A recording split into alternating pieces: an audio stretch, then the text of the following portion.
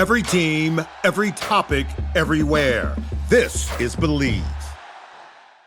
What's up, family? Jared the Bossman here. You're tuned into the Bossman Show on AM 1010, AM 1430, 1055 The King. Check The King out at 105theking.com and the Bossman Show at bossmanshow.com. Hit me up on Instagram, The Bossman Show, Twitter at Bossman Show, and Facebook, Bossman Show. It's the Bossman on your radio. Listen to the Bossman Show with your host, JR, Saturdays at 9 a.m. right here on AM 1010, The King. BS3 Network, changing the way you watch TV. Yes, BS3 Network, changing the way you watch TV, covering content and hot topics from A to Z, sports, music, society and culture, movie reviews, you name it, we have it. Check it out on bs3network.com or check us out on Roku, BS3 TV on Roku, as well as check out your favorite podcast on all podcast platforms or Spreaker.com/BS3 Network. You are now tuned to BS3 Network.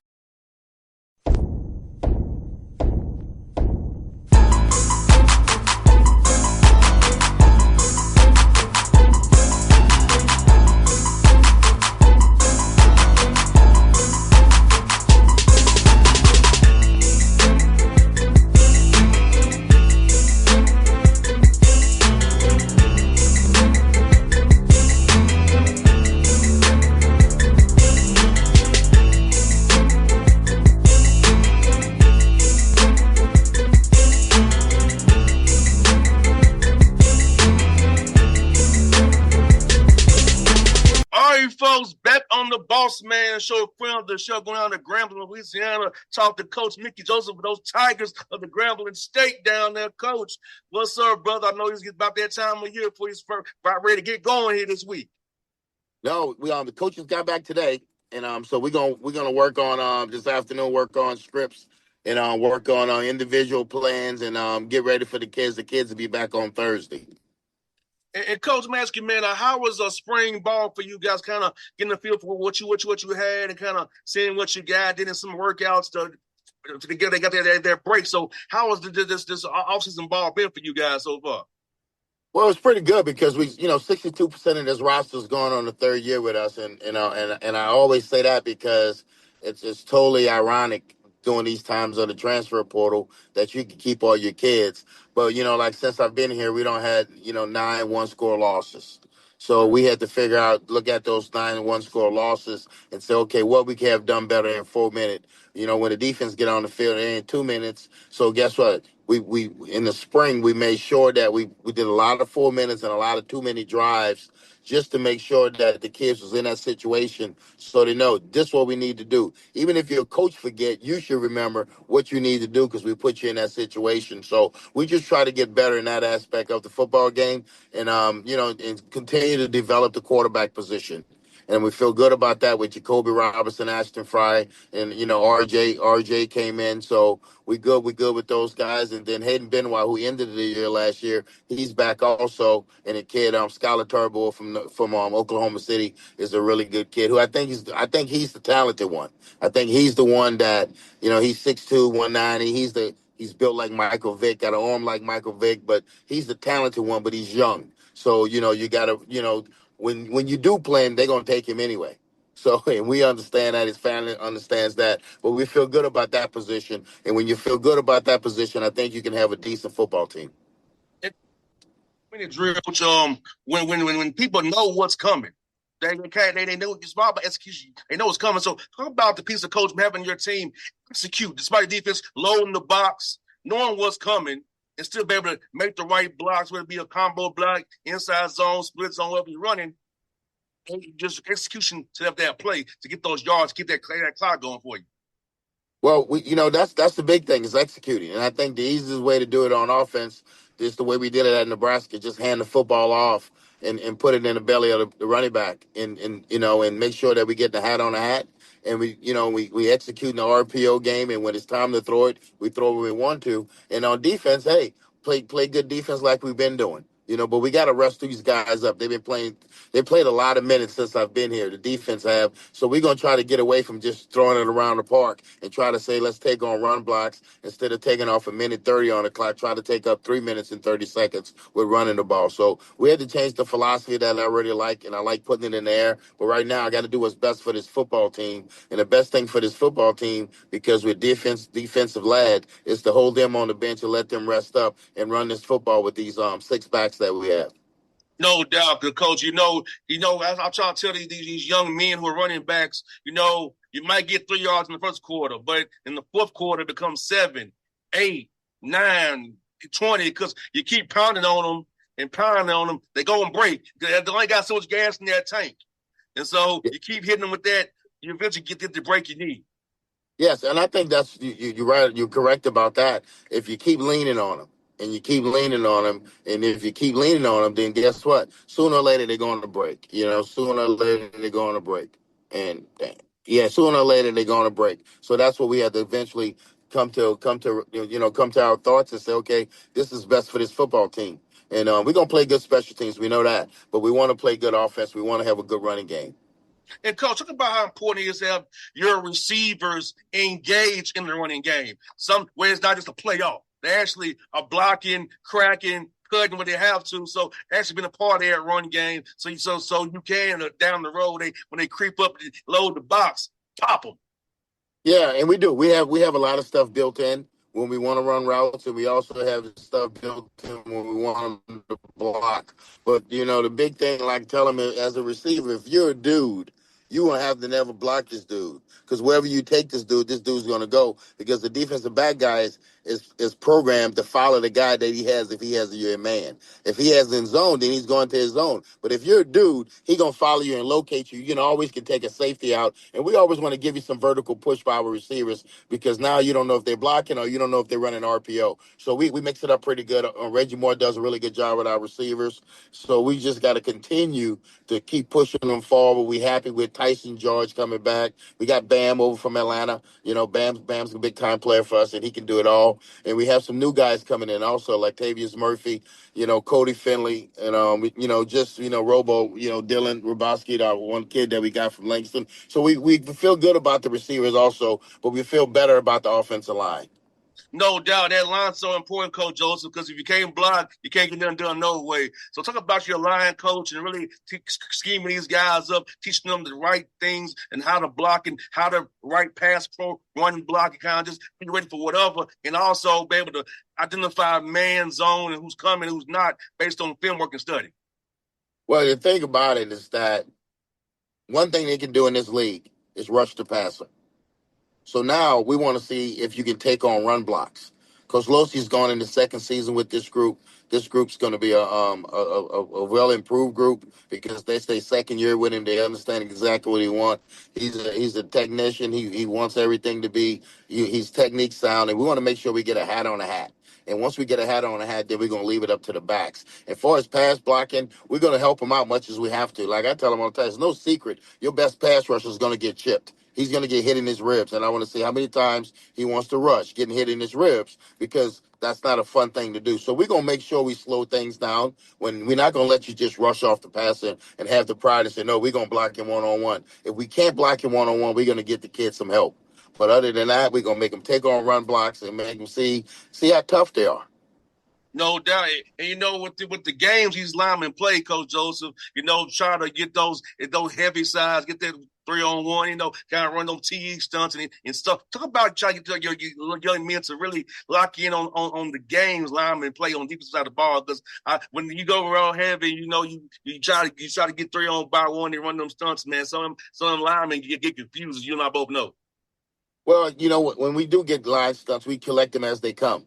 And worst things, the defense 3 technique, moving over from the B gap to the A gap, and somebody hit ear hole him one good time because he can't see him coming. So one thing about movement up front, we want movement up front because we're going to zone that anyway. And we're just going to collect them as we get to them. And like I said, try to collect the hat on a hat and let the back do the rest. But our defensive line do a great job of movement. So our offensive line see it all the time, and they spend about 25, 30 minutes a day at practice just on movement, just on one-on-one blocking, pass one-on-one pass blocks, movement on the twist, and like you said, the TE stunts, with the passing. So we spent a lot of time on that with the offensive line and the D line, and Coach Zachary and Coach Varner. They do a good job with the D line with working with Coach Losey.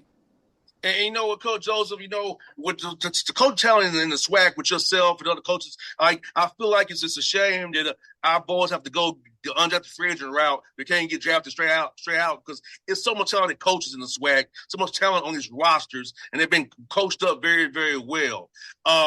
Talk about you all as a coaching collective trying to figure out how to get these young men drafted. Well, better have to go the hard way, which is no problem, but the undrafted free agent route. But maybe get one of them, 12 at least drafted in the 5th through 7th rounds, maybe. Well, you hear straight from NFL. If they end with us, sometimes they don't think that they're really good players, and you might get a kid who just say, "Hey, I want to show loyalty, and I want to stay. I want to stay at the HBCUs."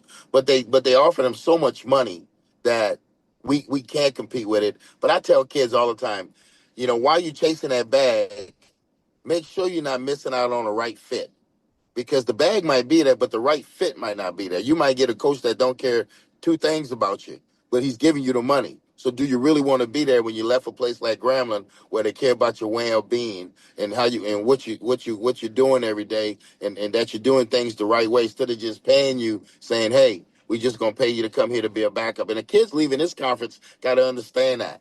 Don't leave this conference to go be a second and a third string guy. If you leave this conference, go be a first string. But they're paying them. They're paying them $250,000, 400,000, 500,000. So kids are chasing that bag because you're talking to 18 and 19-year-olds, and the oldest is 21.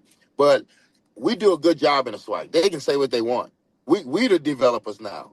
We're not the recruiters anymore. Because before we was the recruiters, they're the recruiters now. Because now what they're doing, they're recruiting, but they're recruiting with money. They're not recruiting the old school way when you had to recruit with relationships. So now we're developing the kids, and you come and get our kids. I'm good with that, because I think as HBCU coaches, we always had to develop kids, because we don't get the talent, the polished talent like I got at LSU, like I got at Nebraska, like I got at Tech.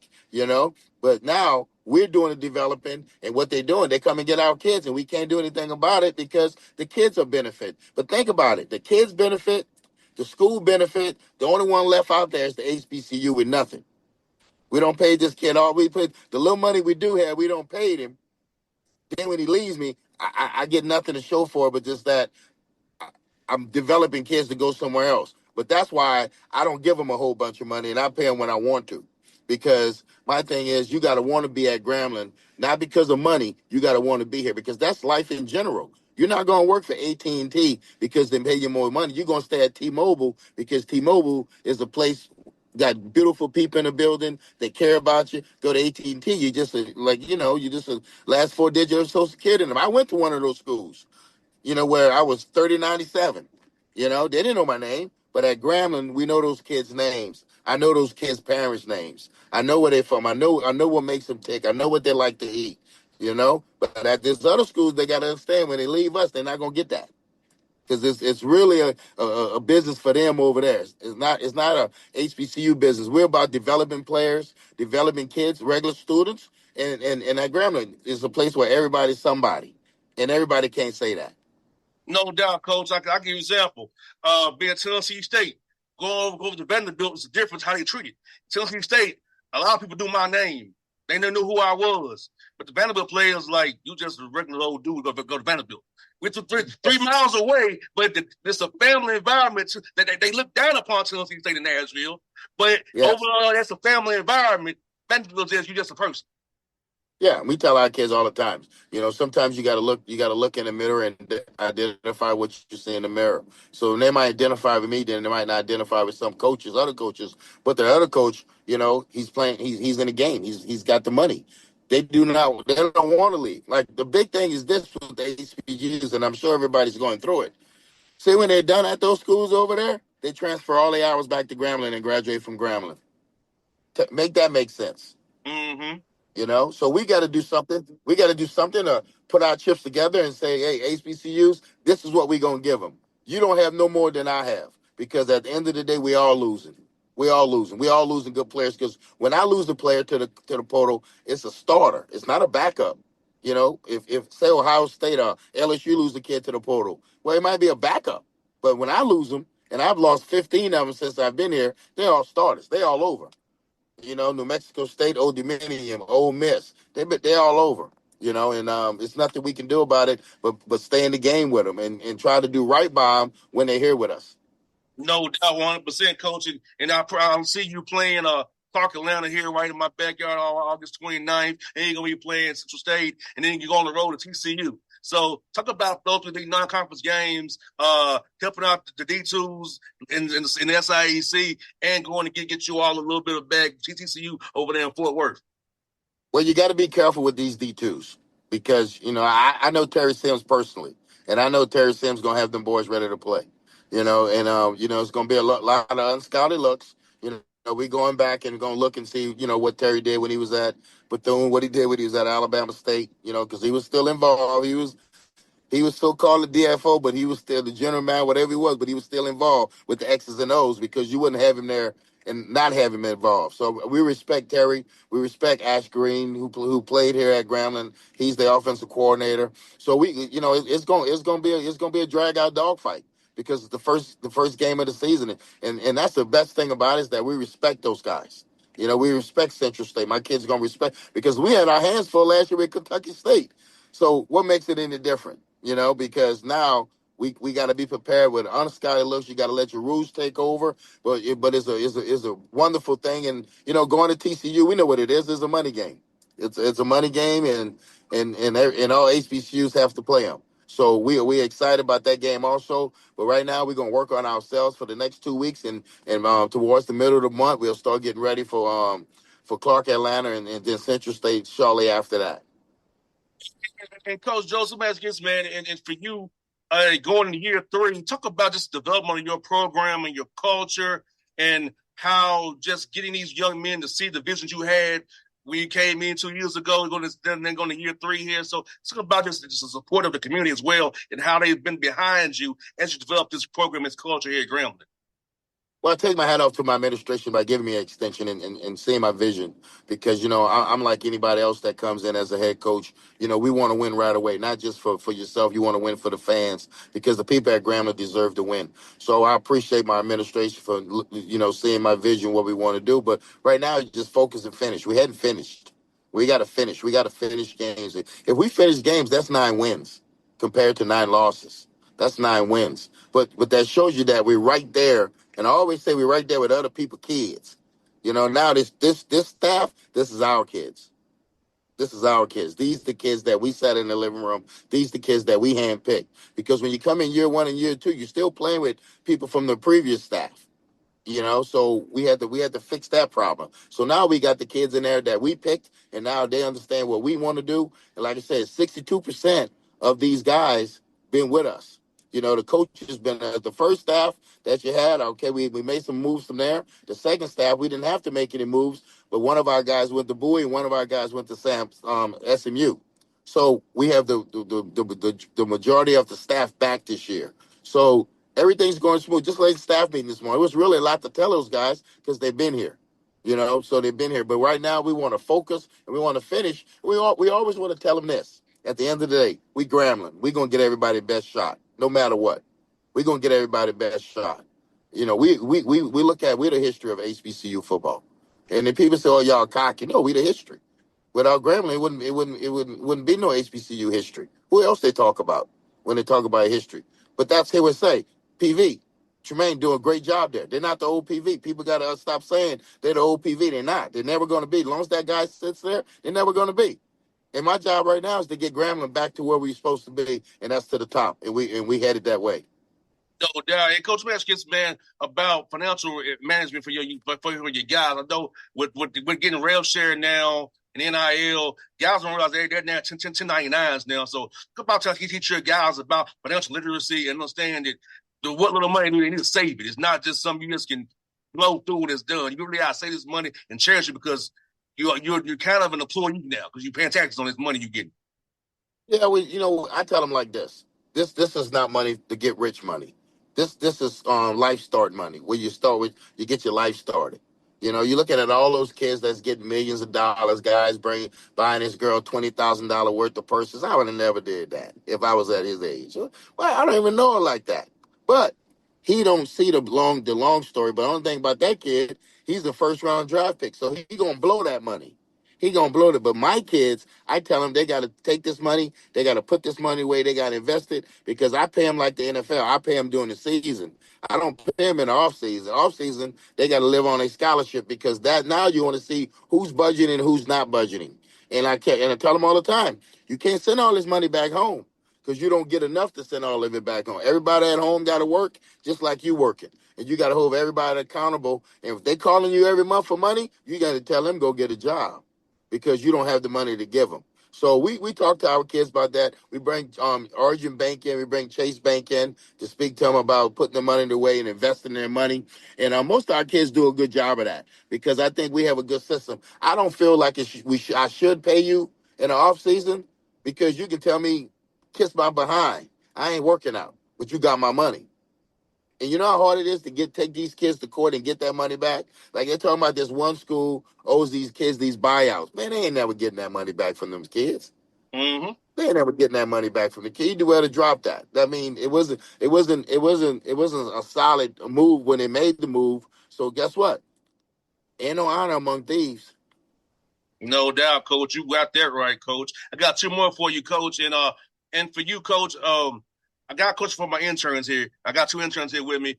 One of them wants to ask you, Coach, what is the most enjoyable part about your job? It does not involve the football piece. Just getting to know my players outside of football. You know, hearing their struggles, and the academic part, seeing them graduate, because at the end of the day, I know we talk about shared revenue. Nobody's talking about graduating anymore, and that's what's going to help our little black boys. I always tell them like that, and for the white kids also, but for the black boys, the black young men that go to school here at HBCUs, keep your head in your books, get your degree. And that's what I enjoy watching them graduate. I go to all their graduations, and I smile when I go in there, because I know that I wasn't the best student at Nebraska.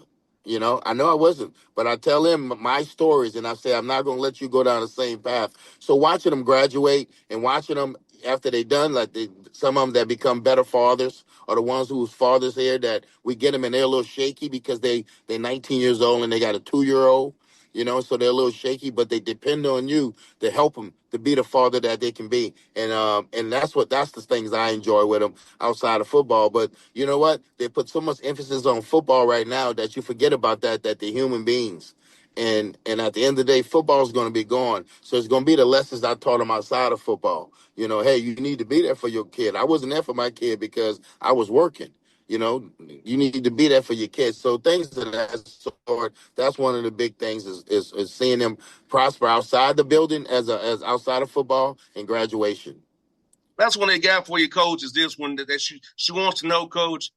Because Coach Joseph, if you wasn't in a football coach, what would your career path be? If I wasn't a football coach, what would I be? Oh shoot, I'd be a rapper. That's all I need is a beat. Because these dudes can't rap. I'll be a rapper. Just give me a beat and I'll say the same thing over and over again. You know, no, I would hope I would be a rapper, but you know what? That's a hard career right there. You know, but you know what? If I wasn't coaching, I'd probably be just working somewhere down in the city of New Orleans, having a good time. You know, having a good time. Might own a couple of properties, something like that. But I wouldn't be doing too much blue collar stuff. I'll tell you that much. I hear that, Coach. I see you got on the Marlins hat, I got on the Brave hat. So we division rivals in NFC, AFC, Hey, and L East, hey, man.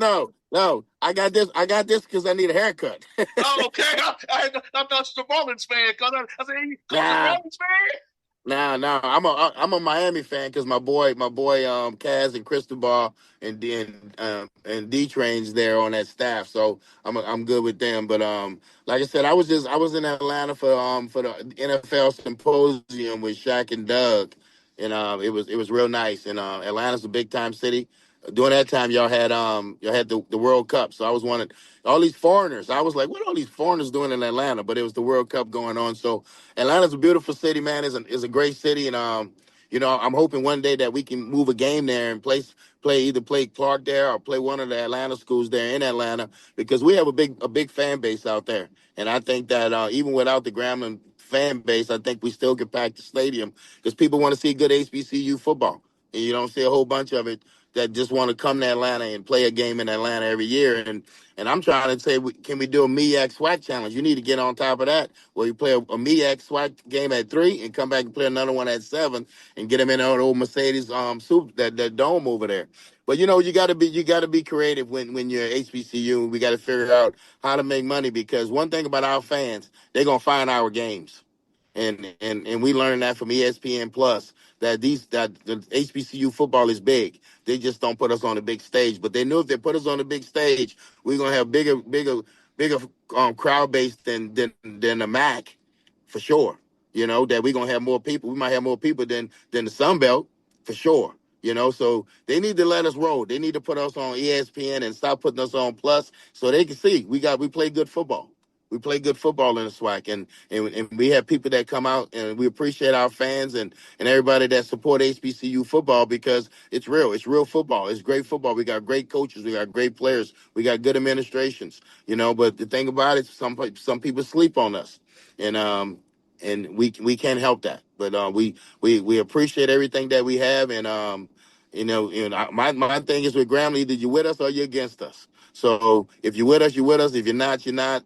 We bless you. No doubt, Coach Joseph. Hopefully, we'll see your Celebration Bowl in December after a great year. Hopefully, you can play this year Celebration Bowl. Hopefully. And you get the first interview as soon as I touch down. Hey, I'll be right at the hotel seeing the Army, brother. I'm the right way. I know you will. I know you will. The right side of the Army, not the front part, not the back part. No doubt. No doubt. Hey, Coach, thank you for your time as always, brother. Have a great year, man. I'll talk to you real soon. Appreciate you. Thank you. Anytime, Coach. BS3 Network. Changing the way you watch TV. Yes, BS3 Network, changing the way you watch TV, covering content and hot topics from A to Z. Sports, music, society and culture, movie reviews. You name it, we have it. Check it out on bs3network.com or check us out on Roku, BS3 TV on Roku, as well as check out your favorite podcast on all podcast platforms or Spreaker.com/BS3 Network. You are now tuned to BS3 Network. What's up, family? Gerald the Bossman here. You're tuned into the Bossman Show on AM 1010, AM 1430, 1055 The King. Check The King out at 105theking.com and the Bossman Show at bossmanshow.com. Hit me up on Instagram, The Bossman Show, Twitter at Bossman Show, and Facebook, Bossman Show. It's the Bossman on your radio. Listen to The Bossman Show with your host, JR, Saturdays at 9 a.m. right here on AM 1010, The King.